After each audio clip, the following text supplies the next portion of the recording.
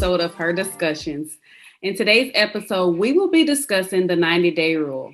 For those who are unfamiliar with the 90-day rules, it refers to when a person waits 90 days in a new relationship before having sex. So, ladies, do you think the 90-day rule still exists, and what is your take on the 90-day rule? Okay, so on does the 90-day rule still exist? I, me personally, I don't really think that it does. Honestly, I have never really waited 90 days with someone I genuinely was feeling. Um, Honestly, the 90-day rule ain't never really crossed my mind to do or really like think about to do. Only time that I heard about it was when what's his name? Steve Harvey. Steve Harvey brought it up. Other than that, it was like I remember it was like a big discussion with like people talking about it. Other than that, it seemed like it was just disappear in thin air, you know. I did collect some data. So on my social media, on my Facebook story, I did ask, do you think that the 90-day rule work? And also, have you ever waited the 90 days? Now, let's be clear. This is for people, you know, that you actually exclusively date. And I'm not sure if people really knew that or not, but I could just go off with the percentage that I did get. 73% said no in regards to if it does work. And 27% say yes. And also, have you ever waited the 90 days? The percentage was 67% yes, and 33% said no. Now, and I did ask a few people on why. Some people just feel as though like a lot of people have, you know, they facade of things show they have a mask on things and they never really was truthful with how they, you know, their real intentions of someone. My biggest thing was I really wanted to know what the men really was thinking. So some of them that did respond, I did reach out. Collectively, they were just basically stating that regardless how they actually feel about that person within that time of them talking, were dating within that week, even if they were waiting within the 90 days, it does not change how they really feel about that person. Going forward, now that we having this discussion and me talking with other people or whatnot, I think that I would probably give it a try the next time that I actually start exclusively dating someone. And I was going to say me too. I really heard about it from the Steve Harvey book in the movie. I remember everybody was like, "Oh, Steve Harvey putting us up on game, like the women and everything." But I think some people probably utilize it more then than they do now. Like they said, you really don't hear about it too much anymore. But I feel like people kind of really didn't understand the intentions behind the 90-day rule, because it was basically you allowing yourself to really get to know somebody before you give your body to them. And I think people automatically thought, oh, after 90 days, then automatically we have to have sex. But it's like just making sure like you trust this person, you feel comfortable with them, where you're ready to take that next step. Because I mean, I know some of us may be like, okay, I want to call this person and say, hey, you're going to have to give me that back. But you can't do that. Once you give it away, it's going away. So I think the 90 days, the intentions behind it was really good. But I think at the same time, you really can't put a time limit on that, because you may feel comfortable in 90 days. Somebody else may feel comfortable in 30 days or beyond the 90 days. So you really can't put a time frame on when two people feel comfortable enough to, you know, decide, okay, we're going to take it to the next step or the next level. I agree. And that goes to another part. I was going to say something, but I know that goes to another question. But go ahead, Trina. What do you think? I think I'm not sure if people still do the 90-day rule. And I have read Steve Harvey's Think Like a Man, Act Like a Lady book. And while I don't agree with everything he talked about in the book, I do agree with that 90-day rule for people that might need that extra push to get to know a person. It's just in my nature to get to know people before I do anything with them. But what I did not agree with is the whole 90 days in itself, the whole quantifying a time frame on it. It's as if we're saying, well, after the 90 days and after you pass this test, then I decide if you get a present, and that present is my body. And I just don't feel like that. I don't think that that's enough for you to just give somebody your body. Okay, so in both of y'all answers, I guess y'all also explain how y'all feel about the 90-day rule. And I can just piggyback on that because I feel like you said, 90 days, it shouldn't be defined, okay, to 90 days. It's just more so it's like whenever you feel comfortable. Only do it when you feel comfortable or if you want to. Don't have anyone pressure you to doing it or just be like, oh, we waited this long, therefore you need to do it. Just definitely it's only on your time. Absolutely. And my next question was, has society made casual sex a thing and is waiting to have sex before marriage a thing of the past? Has society made casual sex a thing? I think so. Everything is sex, sex, sex, sex, sex. Honestly, it's it is different from way back then with your old grandparents, great grandparents, or whatever. But I would say that it's more open now. Everything is like you have to be a sex symbol, or even then it goes back. It can go back to like your body. Oh, you don't have a big butt. Oh, you got to have a big breast. Why you not? It's like everything is like sex. You watch TV shows, and always got to have a sex scene. So it's like all these kids and even social media, everything is sexual. So I do think that, as well as like waiting until marriage is a thing in the past. Majority, yes. I was kind of back and forth with that, but I do think yes, it is in the past. I would say I think society has definitely made casual sex something normal or popular, something to be exchanged carelessly with just anybody. And I think that was the whole purpose of Steve Harvey's book, is to encourage women to just not just give their bodies to just anybody and do this whole what happens in Vegas stays in Vegas kind of motto. And then I also, another reason why I believe that society has put a big emphasis on it, because if you look on at all the television commercials, you see birth control pills and you see all these condoms commercials, and they're like, yeah, pleasure this, and we're going to have this pleasureful night. But they're not telling you that, oh, there are consequences for those actions sometimes. It's not just all good and, oh, we're just making this whole great love scene. There's consequences for our actions. And then I guess to that second part about waiting to have sex before marriage, yeah, it's a thing of the past. I can honestly say I wish I would have waited. It was no point in me doing it. I didn't get anything out of I didn't get anything out of it. But when you get I didn't like you. I wasn't ready. When you're like, oh, it's gonna be fireworks and everything. And yeah, you might get some fireworks moments, but like at the end of the day, I would have wanted that lifelong companionship more than that one time thrill. Yeah, I thought I was gonna have that little tear coming down my eye. Like they be having in the movies.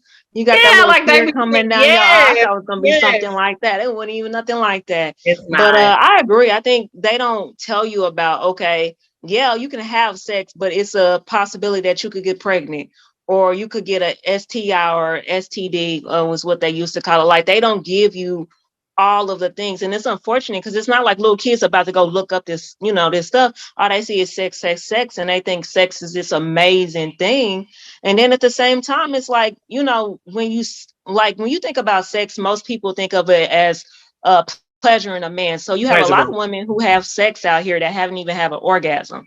So, I mean, that's a whole other topic, but they just so much that it's like, it's crazy because you got to give them the backside of it as well, the precautions of it. Make sure to use protection, make sure that you're comfortable with this person. You trust that they're not going to bring you anything, or you trust that they're not going to do you no harm purposely or anything like that. And like you said, Trina, I mean, I wish I could have waited. I mean, that was my intentions in the beginning, was to wait until marriage, because it's like after a while, you feel like you constantly giving a part of yourself, and you got a piece over here and you got a piece over there. So it's like, okay, what left am I going to have to give to my husband that's going to be sacred if I'm constantly giving and giving? Well, not that I'm constantly giving out, but it's constantly like something that's given out. Like, what else would I have to give to my husband? But it just does seem like they don't really talk about waiting until marriage to have sex, like on TV or stuff. They just talk about sex. So yeah, I think sex is a great thing, and I mean it's meant for pleasure. But I also think that it's only great when it's in the confinements of marriage. I feel like the world has kind of perverted sex. I am not even gonna say kinda. They took something that was once a good thing to be experienced between a man and a woman, or just two people in general, and they made it this perverted thing. And that's something that the world normally does. They take something that's good and then they just run with it. So then you legalize prostitution in Vegas, and then you have so much sex trafficking, and then you have pornography because people, they're not having sex within the confinement of that marriage.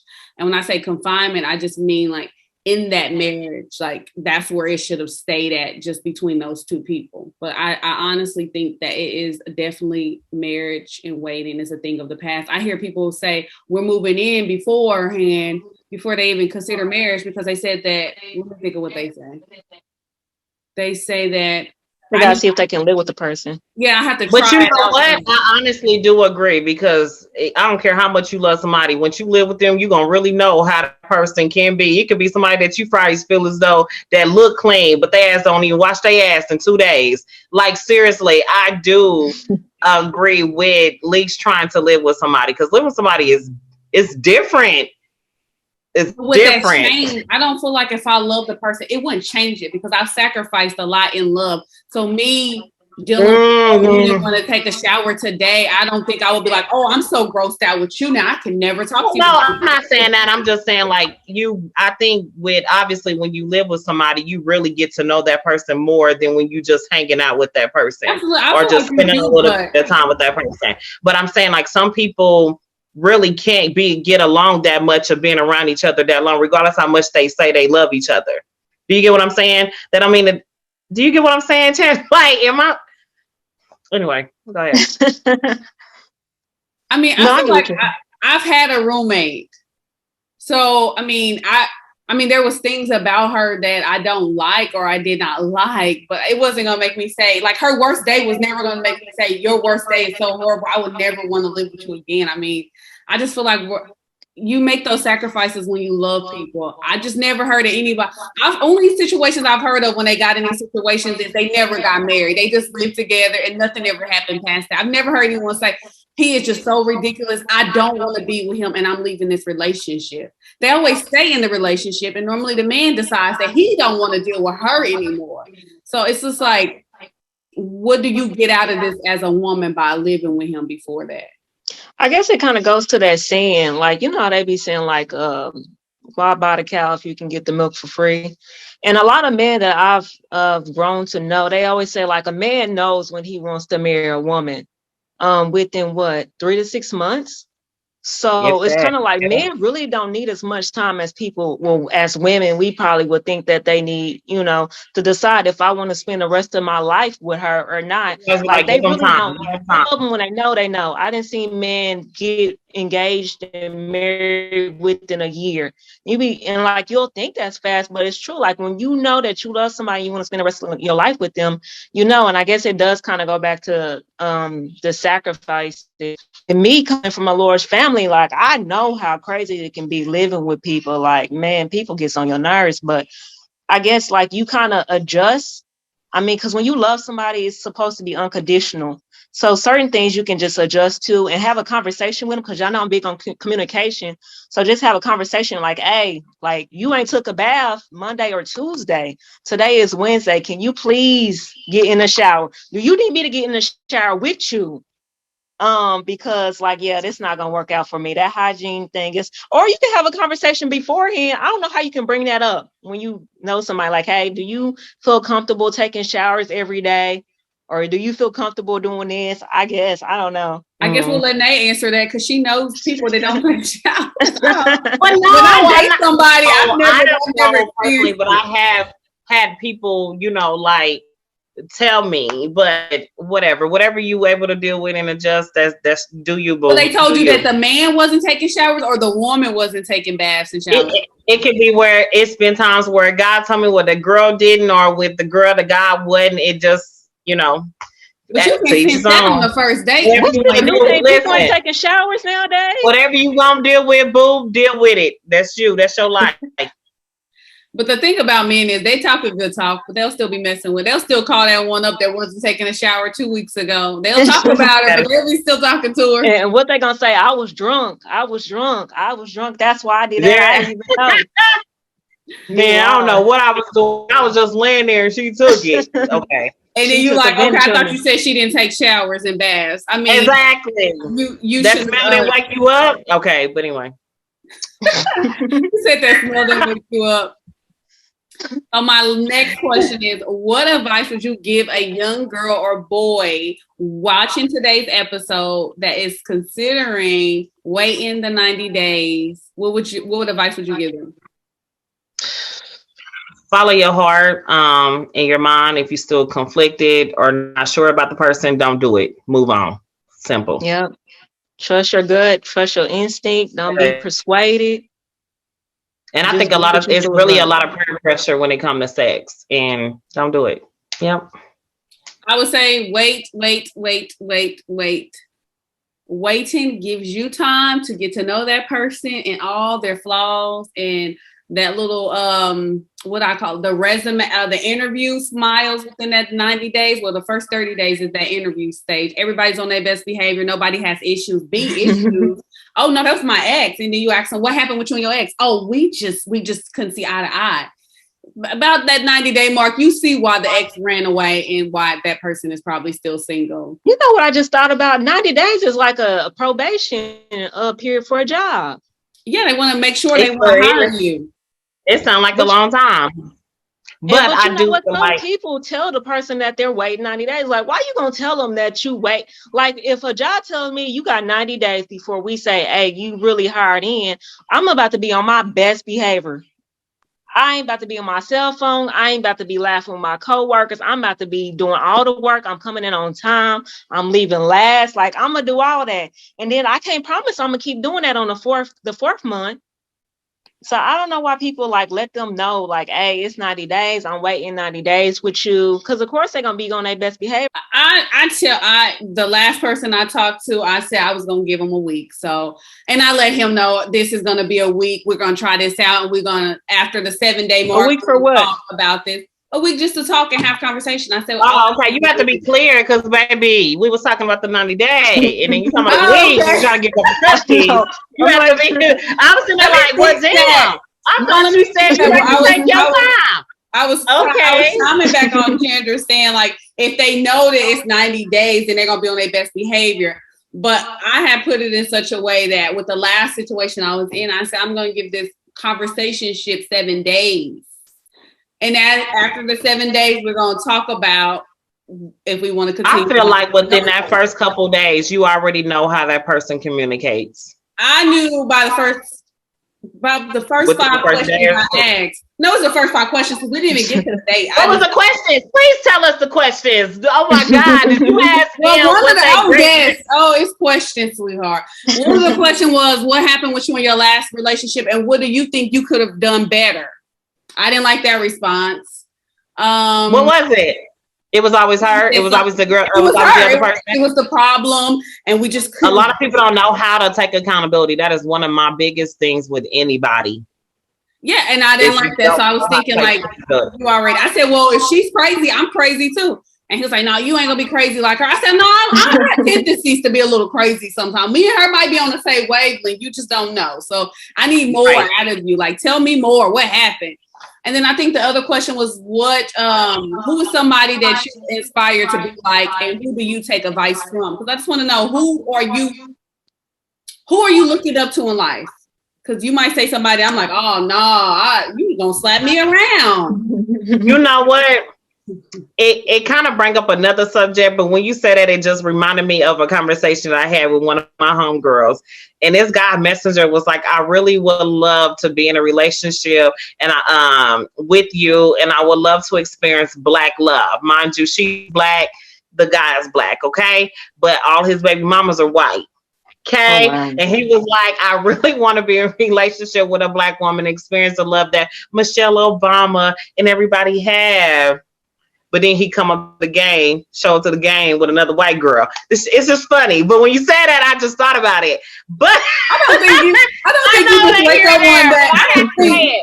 I think love is But love. people I don't think people wake up. People just be shouldn't wake up and talking. Literally, people talk just to get in the door. Yeah. That's it. And But then they have to see if do I have to really do more to get this girl, or can I just say a little bit to get what I want? but Right? even that line was so horrible. I want black love. It What was is black corny, love? and it was, Black and he love. corny. It was, That's so corny. Love, period. You should want love, period. You should have treated the Caucasian women just as good as you would have treated me. Like, what is this? Love is love. If it's a different color, you're gonna love me. girl, he got like 15 kids. Oh, I ain't see, lying. no, Wait, how many kids? He got like, you gotta be like 10. Oh wow. And That's Barack 13. Obama don't have 10 kids. He's married. So who are you aspiring to be like? Because it can't be Obama. Don't do that, president, that way. He is not that type of man. He only has one wife. She should have said, well, what you need to start doing is finding your wife first. Because that's what Obama did before he started having on them babies. True. And I think what people fail to realize is that when you 75, 80, you ain't gonna worry about nobody. You ain't worrying about sex. You worrying about, oh, am I gonna live another day? Is my health gonna be suitable? And you want somebody that's gonna be there. Even that, or even if my health dwindles, am I gonna have my significant other, my person, is gonna really make sure that they, you know, I am to take care of me, as well as if y'all had kids together, whatever the case may be, you know what I'm saying, or whatever. Within that. Also, I'm gonna say this because I don't want to miss saying this. If you have teenagers going into preteens, whatever, make sure you have a conversation in regards to them about sex. Make sure you have that open communication with your kids, because we always be like, well, our parents wasn't that open with us, and then you hearing from other like friends or so-called friends or other people, and they're basically telling them the wrong information. Me, I have a 13-year-old now. We definitely have conversations, you know, so definitely be open. Do not be judgmental. Always be an open arm to your kids.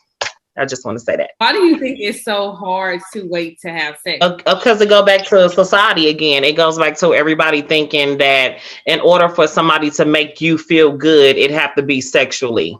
Yeah. I agree. And like they said before, it's everywhere. Sex is everywhere. It's on TV. It's on cartoons, I'm sure. It's on the internet. Like, sex is everywhere. And not to cut you off, just like, it'd be like games. Cameron don't be on them games. It'd be like, what is it called? Roblox. It's different freaking games that I be seeing parents that will comment on, you know, make stuff about on Facebook, where they be like, oh, well, they doing all this sexual stuff in the room for little kids to be on the game. So it don't help that is even, you know, a thing as well. And I'm like, all they want to do is just be on the game. They ain't even thinking about it. But now you're making them think about it or curious about it, you know, because they see this. And it's like, I don't get it. I really don't. I don't get it. But you know what? Honestly, sex sells. I have a question that was posed on social media, and it asks for us to choose funeral chicken or wedlock baby shower meatballs, and why. I'm gonna go first. I said those wedlock baby shower meatballs because the baby showers, they're always trying to impress the in-law or just their boyfriends, baby daddies, whoever the other person is. They're always trying to impress the other family, so they come with it. These ain't no average old square sandwiches. They make rotel chicken wings and meatballs now. I'm going for those wedlock meatballs because that chicken, sometimes some old saints get in that kitchen and it's not a good sight. They start arguing and the food don't come out right. And then the person that made the macaroni and cheese to go with that chicken, it's just all a hot mess. So I chose the wedlock baby shower meatballs. I do too. Man, them meatballs be hitting, especially, I don't care if they got the barbecue sauce on it or not. And then say if you didn't have the barbecue sauce on it, you had your rotel on the side of it, you hit a little bit of that cheese, honey. Praise the Lord. Amen. Hallelujah. First of all, who eats meatballs? The chicken from the funeral be dry. It be dry. It be dry sometimes. So I'm going with the meatballs. Meatballs. Nobody but old people eats meatballs. No, you eat meatballs. With the chicken. What? The chicken wings to be exact. No. Because wait, where the chicken coming from? It's at the funeral? Yeah. Yes. They got to bring that food fresh. No, they don't. Not always. They got to bring that food fresh. Not The always. rolls don't even be fresh. And you talking about the old saints? The old saints gonna make sure that food is heated up to perfection. No, not all the time. Cause this is a homegoing celebration. That chicken about to be fresh. It's about to you about to open and the smoke about to be coming up. Ain't nobody trying to eat no dry meatballs. Listen, none like them with meatballs. I'm telling you, next time you get invited to a baby shower and eat them meatballs. Eat them meatballs. Them damn meatballs will be so hard. It's like a golf ball. You can throw them at the wall. It's gonna put a hole in it. No, the thing about the I ain't never had no dry meatballs. The thing about the meatballs is they put them in a crock pot. See, they put them things on in the morning, so they ready when you get there. They ready. That chicken was cooked the day before. Only thing you can do is warm it up. Like they just warming it up, and the crunchy part on the chicken ain't crunchy no more. It's just it don't hit like it do. Now them sides at the funeral. Now them sides is good. Now they can make some good sides and they can make some good desserts. But that chicken is dry. It's a hit or miss. It's a hit or miss sometimes. It's just a hit or miss with the chicken because you know they could be grieving. Listen, they could be grieving and they left the chicken in a little too long. It could be that. I don't know. But listen, the sides be right though. Because you know they right by the day. And they be good. But when I tell you them meatballs. People and y'all think y'all eating hamburger meat. It could be something else that they're rolling up in there. I don't trust it's like hamburger meat. I know chicken. No, it's definitely hamburger meat. Even if it ain't hamburger meat, it's good. It's real good. It's hamburger meat because they get it on the first of the month. They already bought all the hamburger meat. Most of them, they ain't even making them. Let's be honest. They go buy the bag, and the ones that sales be the best ones. I'm saying. But anyway, buy the bag, throw it in the crock pot, add a little water, add a little barbecue sauce on toss. Done. That's it. And you do that in the morning. So the food is very fresh. Yours, them chicken wings, they trying to do the cold, then they trying to warm it up or fry it again. No. Yeah, no. Wait. How y'all know they're not about to bring the grease in the pan and fry the chicken right then and there? They're not doing that. Not at the funeral. They're not doing it. I've never walked out of a funeral smelling like chicken grease. Fresh fried fish and fried chicken. I've never walked out of a funeral home smelling like grease. And if you ain't smelling like grease, they did not fry that the same day. And I'll be real with you about that. I mean, if y'all want some dried up meatballs, that's on y'all. I mean, that's y'all choice. I don't want to pressure y'all into doing. We've been talking about peer pressure all day. I don't want to pressure you guys to change your answer from meatballs to chicken because I know I can get you to change your answer. Don't nobody want no meatballs. We do want meatballs. No, ma'am, no ham, no turkey, baby. Give me the meatballs. And what black person would choose meatballs over chicken? I mean, I'm taking y'all black card. Because the meatballs are going to be fresh. That's what I'm telling you. You're not understanding. This is wedlock baby shower. Wedlock baby shower. I mean, they're not even married. I didn't even pay attention to that part. They're not even married. So you know for sure. First of all, first of the month, they're going to buy them things. I ain't going to say what they buy, but they buy these things and then they get all the food and they're going to have it in the freezer ready, prepared to go. And then if you have the meatballs, you're definitely going to have the weenies, the rotel, all the things you need to make that flow right. You're going to have it. And that's the reason why you got to choose the wedlock baby shower meatballs. I mean, if that's what y'all want.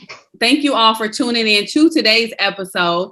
Don't forget to like, comment, and subscribe. And let us know in the comment section below your feelings on the 90-day rule. So our quote for this week is, don't give up what you want most for what you want now. And that's all, folks. Thank you so much for watching. Bye.